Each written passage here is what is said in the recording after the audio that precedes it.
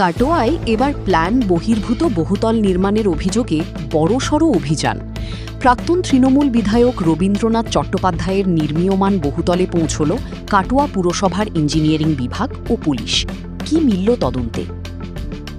বৃহস্পতিবার কাটোয়া পুরসভার executive officer চঞ্চল কুমার মণ্ডলের নেতৃত্বে ইঞ্জিনিয়ার, অ্যাসিস্ট্যান্ট ইঞ্জিনিয়ার, আমিন এবং পুলিশের একটি দল শহরের একাধিক নির্মীয়মান বহুতল পরিদর্শন করে।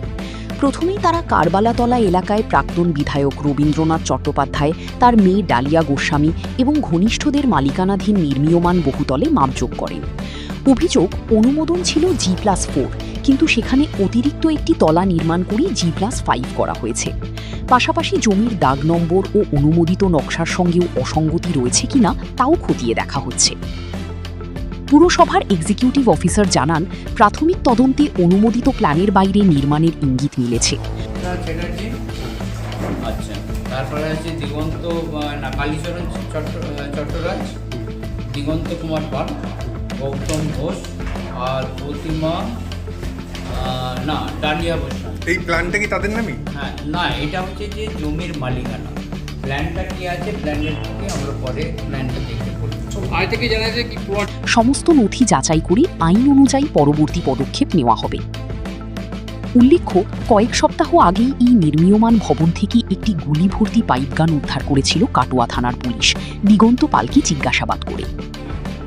এখন কাটোয়াতে প্রথম হচ্ছে শাসক দলে যারা প্রাক্তন বিধায়ক ছিলেন, আগে যারা সরকারটা চালিয়েছে, তার নেতা কর্মী তারা যখন কিছু বানাতে তখন তাদের পারমিশন লাগতো, কিন্তু যখন সাধারণ কাটোয়াবাসী কিছু ঘর বাড়ি ভাড়াবার দিয়ে পারমিশন যেত, তাদেরগুলো তাড়িয়ে দিত, তাদের পাত্তা দিত না, তাদের অনেক টাকা কাটমেন্ট অফার করতো।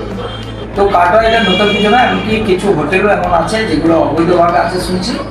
তো এগুলো নিয়ে তদন্ত হবে, যদি অবৈধ কিছু থাকে তদন্ত হবে, নিশ্চিত থাকুন। এই জনতার সরকার এসেছেন, তিনি কাউকেই ছাড়বেন।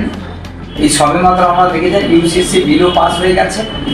তো সার্বিকভাবে যারা যা দুর্নীতি করেছে তার সব সামনে প্রকাশ্য আসবে, এটা নিশ্চয়ই। একটা ডেভেলপমেন্ট হচ্ছে, সেটা হচ্ছে কাটমানি। যে যত বেশি কাটমানি দিতে পারে সে তত তৃণমূলের নেতা, আর সেই কলকাতা অবধি এই পয়সা এদের পৌঁছাতো। এর সঙ্গে সঙ্গে আপনি দেখেছেন যে এলাকায় যেটা বালিঘাটগুলো ছিল তার থেকেও তোলা বিভিন্নভাবে তুলতো, সেগুলো কলকাতায় ছিল। তো এটা অবাক কিছু নেই। কাটোয়াতে ডেভেলপমেন্ট নামে পয়সা তোলা হতো, আর গরিব মানুষ বা সাধারণ মানুষ তাদেরকে পরিচালনা করা। আর একটা কি হচ্ছে, যারা শাসকের হাত তখন ওই সময় যে গত যে সরকার ছিল তাদের মাথায় হাত যা থাকতো, সে এক পারমিশন নিয়ে আর এক কাজ করতো, উল্টাপাল্টা কাজ চলতো। তার কাছের যারা লোক তারাই কিন্তু এই ধরনের কাজগুলো করে গেছে। কাটোয়ার মানুষকে ভীত সন্ত্রাস্ত করেছে, কাটোয়ার মানুষের জেলা আরাম করে দিয়েছে। এছাড়া সাধারণ মানুষ আজ ভয়ে আজও কথা বলতে পারছে না, তারা সেই ভয় থেকে বেরিয়ে আসতে পারছে না। তাহলে কি এই ধরনের যাদের ট্রেড লাইসেন্স বৈধ নয় তাদের বিরুদ্ধে কি ব্যবস্থা নেবে? কঠোর ব্যবস্থা হবে, সব আইনি পদক্ষেপ নেওয়া হবে। এই জনতার সরকার তথা আমাদের সম্মানিত শুভেন্দু অধিকারী মহাশয়ের সরকার, মোদী সরকার একজন দুর্নীতিবাজকে ছাড়বে না, কেউ বাইরে থাকবে না। তদন্তকারী দল কাটোয়া স্টেশন বাজার চৌরাস্তার একটি বহুতল হোটেল কাম রেস্তোরাঁতেও অভিযান চালায়।